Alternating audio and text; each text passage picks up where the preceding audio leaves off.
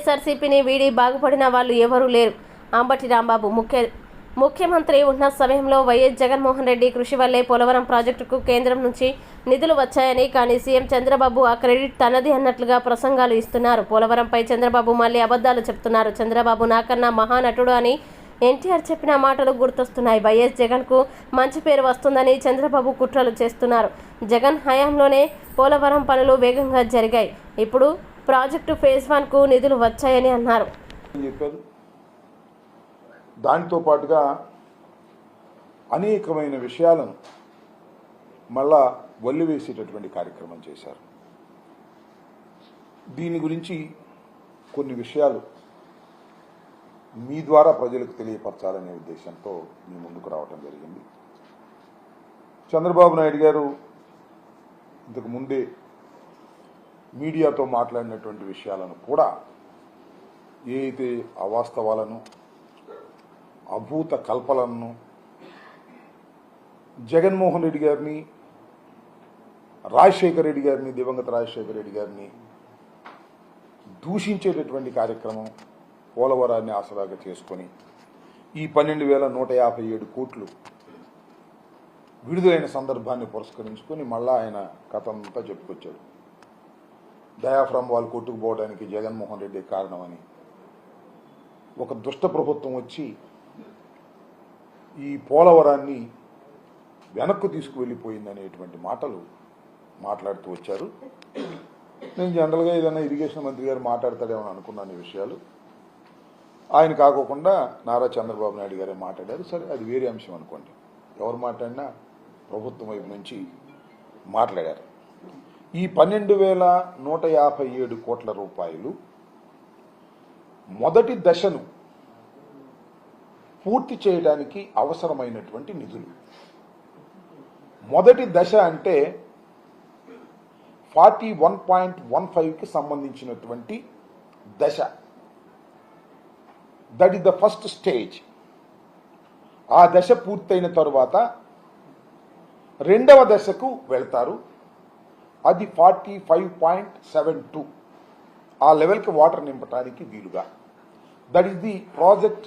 అల్టిమేట్గా అక్కడ దాకా చేయాలి. మొదటి దశను పూర్తి చేసుకొని రెండవ దశకు వెళ్ళేటటువంటి కార్యక్రమం. మొదటి దశ పూర్తి కావడానికి ఈ 12,157 కోట్ల రూపాయలు కేంద్ర ప్రభుత్వం క్యాబినెట్లో ఆమోదించి విడుదల చేస్తే తప్ప జరగదు. దీని వెనుక జగన్మోహన్ రెడ్డి గారు అనేక పర్యాయాలు ఆయన ముఖ్యమంత్రి బాధ్యతలు స్వీకరించిన తర్వాత ఈ మొదటి దశ పూర్తి కావడానికి కావలసిన నిధుల కోసం అనేక పర్యాయాలు ప్రధానమంత్రి గారితోనూ, అప్పుడున్నటువంటి జలశక్తి మంత్రి గారితోనూ పలుమార్లు వారితో చర్చించి వారిని ఆమోదింపచేసి వారిని ఒప్పించి ఇవన్నిటినీ కూడా విడుదల చేయడానికి దోహదపడ్డారనే విషయాన్ని ఇవాళ మీకు చెప్పదలుచుకున్నాను. చంద్రబాబు నాయుడు గారు రాగానే తక్కని చూసి ఈ 12,157 కోట్లు రిలీజ్ చేయలేదనే వాస్తవాన్ని ప్రజలు గమనించాలి, మేధావులు గమనించాలి. సరే, చంద్రబాబు నాయుడు గారు గమనించినా గమనించినట్టుగా ఉంటారు కాబట్టి వారికి నేనేం ప్రత్యేకంగా చెప్పాల్సిన అవసరం లేదు. ఈ సందర్భాన్ని పురస్కరించుకుని ఆయన సుదీర్ఘమైనటువంటి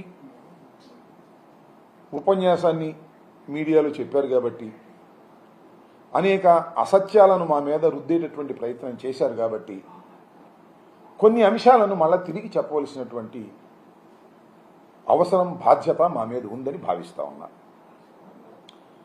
చాలా చిత్రమైనటువంటి అంశం ఏమిటంటే, గతంలో అనేక సందర్భాల్లో చెప్పాను, మళ్ళా I'm reiterating at this juncture.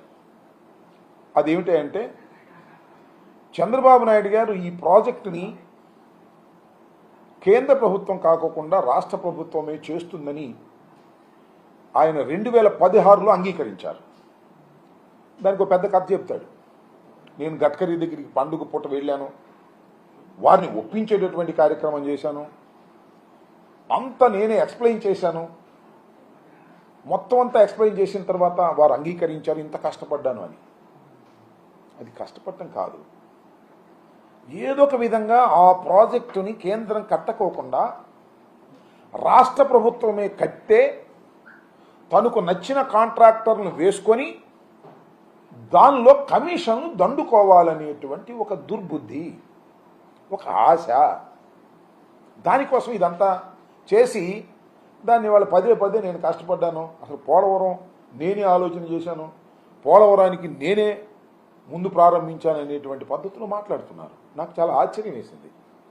అసలు రాజశేఖర రెడ్డి గారు చేసిన పన్ను వల్ల పోలవరం వెనకపోయిందన్నాడు ఇందాక. ఏం మాట్లాడుతున్నావు నువ్వు చంద్రబాబు నాయుడు గారు? రాజశేఖర గారు ఏం చేశాడు, కొన్ని కాలంలో మట్టి తీసి పక్కన వేసాడు అనేటువంటి మాట మాట్లాడుతున్నాడు. Yes, Rajasekhara garu first left and right కెనాల్స్కి గ్రీన్ సిగ్నల్ ఇచ్చి 90% ఆఫ్ రైట్ కెనాల్ ఏదైతే ఉన్నదో ఇవాళ మనం ఉపయోగించుకుంటున్నామో పట్టిసీమ నుంచి, ఆ కెనాల్ని 90% పూర్తి చేసినటువంటి వ్యక్తి జగన్మోహన్ రెడ్డి గారి ఫాదర్ అయినటువంటి రాజశేఖర రెడ్డి గారు. ఏదో 2 తట్ల మట్టి తీసి అక్కడ వేసామనేటువంటి మాట మాట్లాడేటటువంటి ప్రయత్నం చేస్తున్నారు చంద్రబాబు నాయుడు గారు. చాలా దురదృష్టమైన మనవి చేస్తున్నారు.